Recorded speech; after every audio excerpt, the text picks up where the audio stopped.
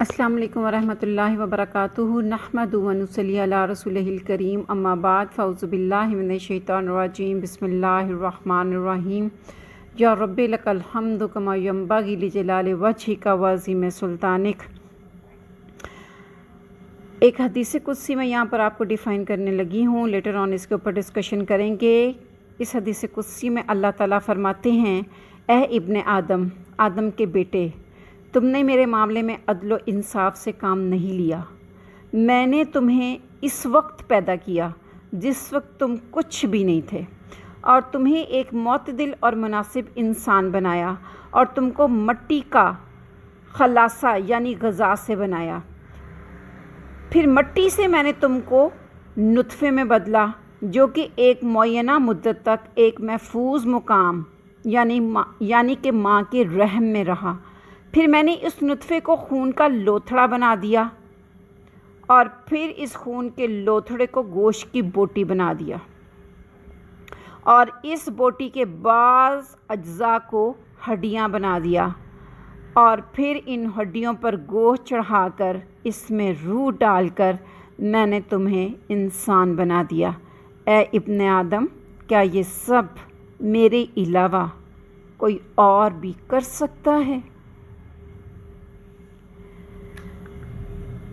پھر میں نے آنتوں کو حکم دیا کہ پھیل جاؤ، اور اعضاء کو حکم دیا کہ الگ الگ ہو جاؤ، تو آنتیں اپنی تنگ جگہ کے بعد کشادہ ہو گئیں، اور اعضاء اپنے آپس میں خلط ملط ہو جانے کے باوجود الگ الگ ہو گئے۔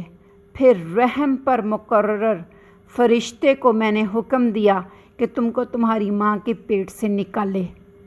میں نے تم کو بازو کے نرم پروں پر نکالا۔ پھر میں تمہاری طرف متوجہ ہوا تو تم ایک بہت کمزور مخلوق تھے، نہ تو تمہارے دانت تھے کہ جن سے تم کاٹ سکتے، اور نہ تمہاری داڑھ تھی جس سے تم چبا سکتے۔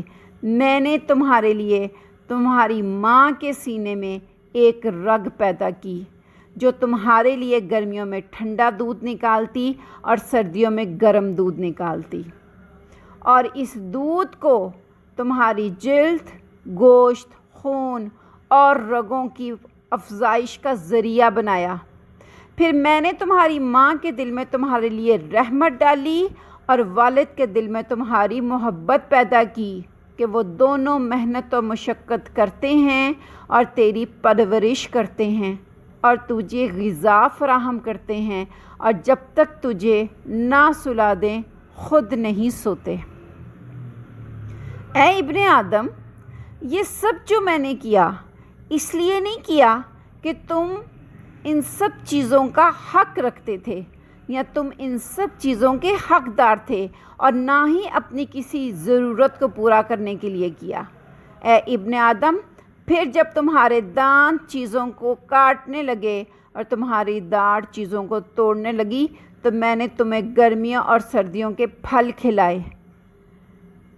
پھر جب تم نے جان لیا کہ میں تمہارا پالن ہار ہوں، تو تم نے میری ہی نافرمانی شروع کر دی، میری ہی حکم عدولی شروع کر دی، تم میرے ہی آگے کھڑے ہو گئے۔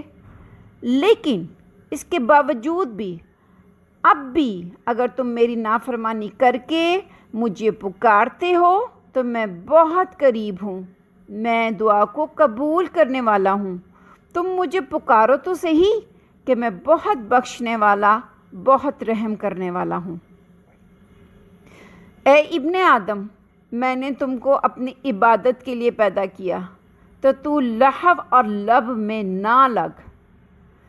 میں نے تیرے لیے رزق کو مقدر کر دیا ہے، تو اس کے حصول میں خود کو بیجا مت تھکا۔ اگر تو میری تقسیم پر راضی ہو گیا تو میری عزت و جلال کی قسم میں تیرے دل اور جسم کو راحت دوں گا، اور تو میرے نزدیک پسندیدہ بندہ بن جائے گا۔ اور اگر تو میری تقسیم کردہ رزق پر راضی نہ ہوا تو میں تجھ پر دنیا مسلط کر دوں گا، اور پھر تو ایسا مارا مارا پھرے گا جیسے کہ وحشی جانور پھرتے ہیں، اور میری تقسیم سے زیادہ تجھے کچھ نہیں ملے گا، اور تو میرے نزدیک ناپسندیدہ بندہ بن جائے گا۔ اس لیے اپنے تخلیق کے مقصد کو پہچان۔ اے ابن آدم، میں نے تجھے صرف اپنی عبادت، اپنی عبدیت اور اپنی فرمانبرداری کے لیے پیدا کیا۔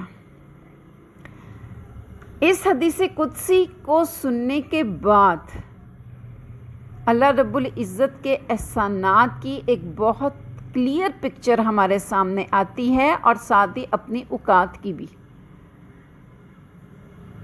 کہ کیا ہے ہم اور کیا ہے ہماری وقت، کیا ہے ہماری اوقات۔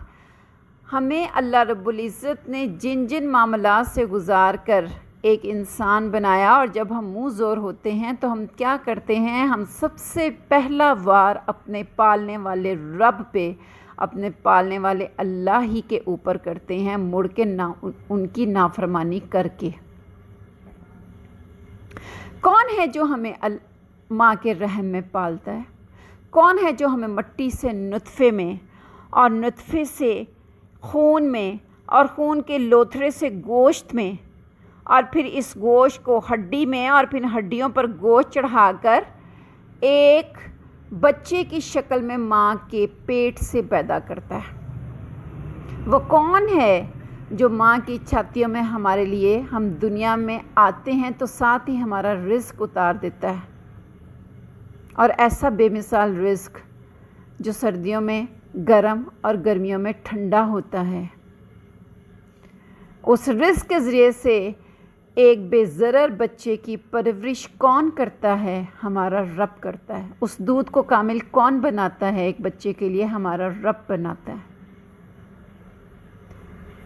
اللہ کہتے ہیں میں تم پہ اتنے احسان کرتا ہوں، تم کچھ نہیں ہوتے، میں تمہیں تخلیق کرتا ہوں، ماں کی اندھیر کوٹری میں تمہیں تخلیق کرتا ہوں، تمہارے ماں اور باپ کے اندر تمہاری محبت اور رحمت کو بھرتا ہوں، ان کو تمہارے اوپر اپوائنٹ کر دیتا ہوں۔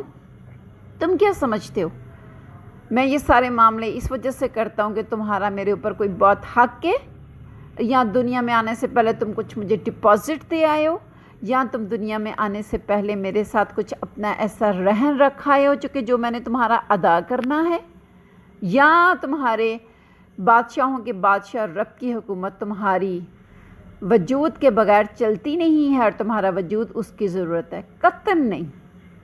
اللہ کہتے ہیں قطعاً نہیں۔ تمہیں تو صرف میں نے اپنی عبادت اور اپنی فرمانبرداری کے لیے فرشتوں کے سامنے فخر کر کے پیدا کیا کہ میں ایک ایسی تخلیق پیدا کرنے والا ہوں جس کو میں اختیار دوں گا، لیکن وہ اس اختیار کو میرے سامنے سرنڈر کرے گا۔ ایک ایسا انسان، ایک ایسی مخلوق میں دنیا میں پیدا کرنے والا ہوں۔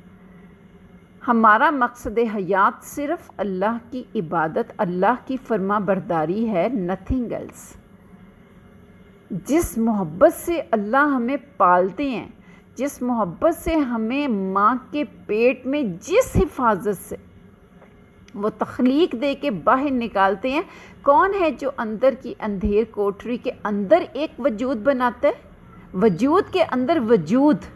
کبھی اللہ کے اس ایک کن کو، اللہ کی اس ایک سروس کو غور کر کے دیکھیں، آپ کی عقل تو یہی تھک جاتی ہے